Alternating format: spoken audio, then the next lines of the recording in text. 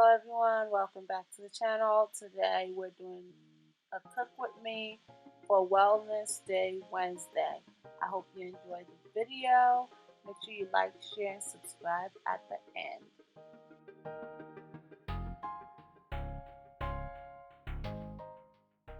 Okay, so today I am making gravy, and this is not the gravy you put on your mashed potato, your sliced ham, or whatsoever. This is an African style gravy, or you can say Sierra if you want.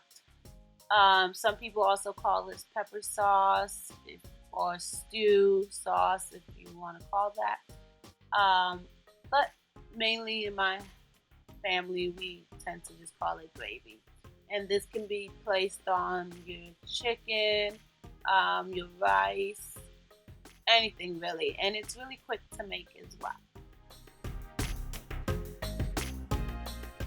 Okay, first thing you want to do is get your ingredients. You're going to need onions, peppers, all different variations.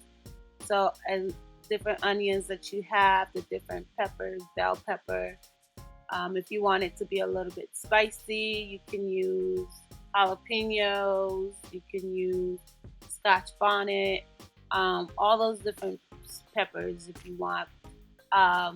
This sauce tends to be a little spicy because we do like spicy flavored food in the house. Yeah, then you're gonna need some jumbo Maggi, if that's what the title says on the little Maggi cubes. You're gonna need that. You're gonna need salt, and that's some oil as well. That's simply it. So, onions, peppers, Maggi, salt, oil. And lastly, you need tomato paste. Or you could, if you have regular tomatoes, you can use that as well. But tomato paste gives it the color at the end. After you got all your ingredients, you want to blend your ingredients with a blender, or you can actually make this sauce without blending everything. You just have more chunkier pieces. If you want it to be really fine and small, I would suggest you blend everything up except for the tomato paste. But everything else you need to blend, and you should also put the oil on the fire, and you can use a sliced onion to see whether or not if your oil is hot or well ready for you to use. So at the moment you can go ahead and put all of that together. So earlier you saw my sisters, one handed me the tomato paste and the other was squashing, or let's say breaking down the Maggi cubes that need to go into the pot. Also remember you do need salt. If I did not say that earlier, you do need some salt. If you're going to use a lot of salt, you don't need a lot of Maggi cubes.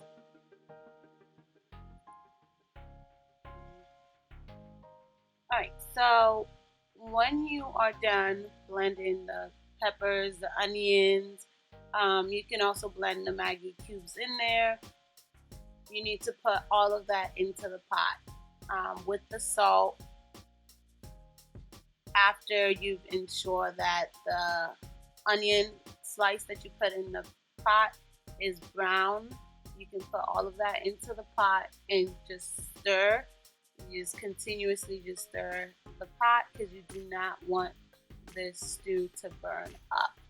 So you just keep stirring, and if you have green pepper, red, any color, it doesn't really matter because eventually everything turns that red, brownish red color.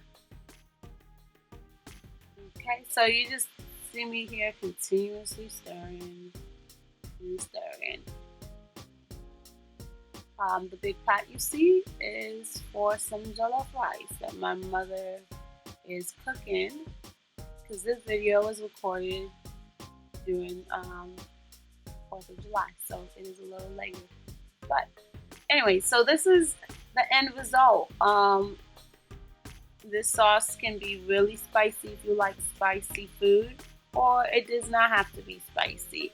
It's really good for you to put on top of your jollof rice. You can also put your different types of meat onto this sauce. If you want, you could put fish, you could put chicken into the pot itself, or you could serve them separately.